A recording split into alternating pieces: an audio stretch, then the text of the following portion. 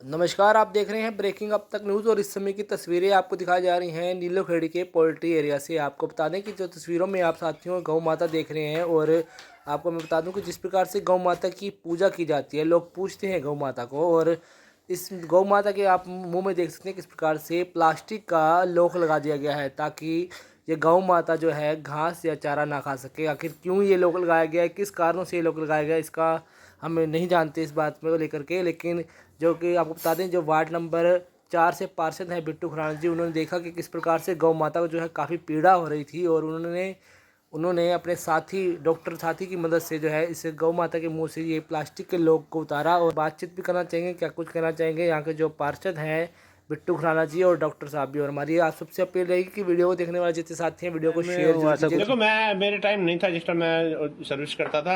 हाँ। ये मैंने फर्स्ट टाइम देखा है। ये क्या पड़ता मुझे कुछ मालूम नहीं इसके बारे में। अच्छा। वैसे इसके जो ये आगे बने हुए हैं ना, ये इस तरह इसके ऐसे जजमेंट होता है कि ये मान लो ये पशु घास खाने में तंगी होगी इसको। अच्छा। ये अड़ते होंगे इसके। तो इस तरह ये अगर ये ऐसे बंधा रहता तो शायद ये मान लो पूरा घास ना कर पाती, तो इससे कोई दुर्घटना भी हो सकती थी।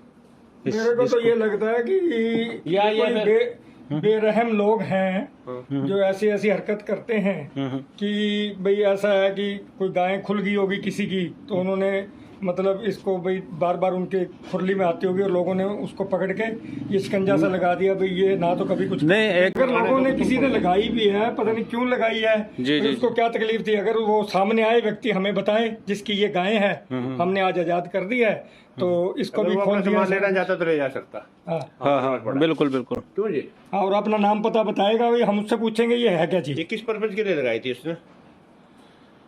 तो क्या कहते हैं कि गौ हमारी माता है। हमारे शास्त्रों में एक जब से हम पैदा होते हैं हमें एक ही शिक्षा दी जाती है कि गौ की सेवा की जाए और गौ को सवेरे उठ के रोटी दी जाए, और गौ ही हमारा सारा परम धर्म है। क्योंकि हम जिससे बड़े माँ का दूध तो पीते ही हैं, जिससे बड़े होते हैं, और गौ तो हमारा पालन करती है। हम जो आज हिष्ट पुष्ट हैं इसी की वजह से ही हैं, क्योंकि हम शुरू से ही गायों की सेवा करते आ रहे हैं, तो हमारा शरीर भी इसी हिसाब से तंदुरुस्ती से साथ दे रहा है। जो इन्होंने गाय को ये बांधा हुआ था ना, जी, इसके बारे में मुझे नॉलेज नहीं है। मैं पता करूंगा ये किस लिए बांधा गया है। क्या गाय की सेफ्टी के लिए बांधा गया था, या नजायज उसको गाय को तंग करने के लिए बांधा गया? लोहे का नट भी था, प्लास्टिक की भी थी, जो पशु के मुंह के ऊपर लगाया गया था। तो अगर ये इसके मुंह पे लगा होता तो ये पशु किसी तरह से घास भी पूरा चारा नहीं ले रहा होगा।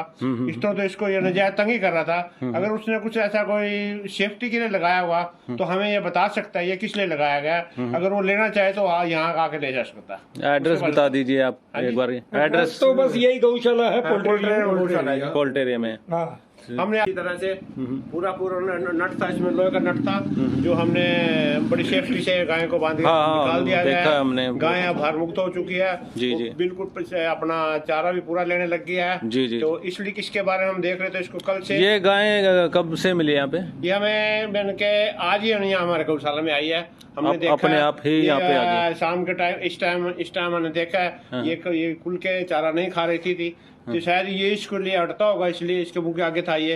इसके आगे जो ये चोंच बनी हुई है इसके मुंह पे भी लगती थी। हो सकता है कि जैसे चारा खाने लगे तो ये इसको ये कांटेदार जो चीज है ये आगे अट जाती थी। हाँ जी, तो बाहर मुक्त कर दिया। अगर उसने अपनी कुछ सेफ्टी के लिए आया, जिसने ये गाय छोड़ी है, वो हमें बताए ये क्यों लगाया गया। तो कोई ऐसी बात नहीं है, कोई दूर की बात। कितने गायें हैं सर यहाँ पे? यहाँ पे है 15-16 गाय सुबह है। 15 मतलब यहाँ पे कोई परमानेंट व्यक्ति तो है नहीं जो इनकी सेवा करे। बस ये है कि हम सवेरे शाम इनको लंच अपना ब्रेकफास्ट करा देते हैं, शाम को इनको डिनर करा देते हैं, दोपहर का खाना ये लोगों के घर लंच खा लेती हैं। अच्छा। तो इसी हिसाब से चल रहा है हमारा। तो हमने ना कभी आज तक कोई किसी संस्था से ना कोई किसी ऐसे आदमी का सहयोग मिला। हम जो देने वाला है गोग्रास हमें कुछ दे रहा है, तो वो यहीं से सत्संग भवन से आ जाता है गोग्रास। उनका घास कटता है तो वो हम डाल देते हैं, साथ में चोकर डाल देते हैं। भगवान हमारे ऊपर हमारे को दे रहा है, हम इनको दे रहे हैं। तो आपको नहीं लगता कि नीलोखेड़ी में गौशाला होनी चाहिए?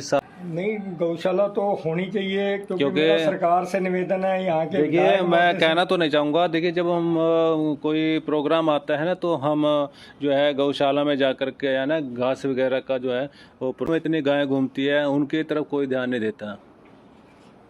ऐसा है कि होना तो चाहिए, एक प्रयास रहना चाहिए हमारा सबका। सभी बड़ी बड़ी संस्थाएं हैं यहाँ पे, लोग उनमें जुड़े हुए हैं। सामाजिक संस्थाओं से भी हमारा अनुरोध रहेगा कि हमारा सहयोग करें कि हम लोग एक अच्छी सी गौशाला बनाएं। ये एक छोटा सा शेड जरूर बना दिया इनको सर्दी से बचाने के लिए, तो ये अभी इसी उसमें बनाया है।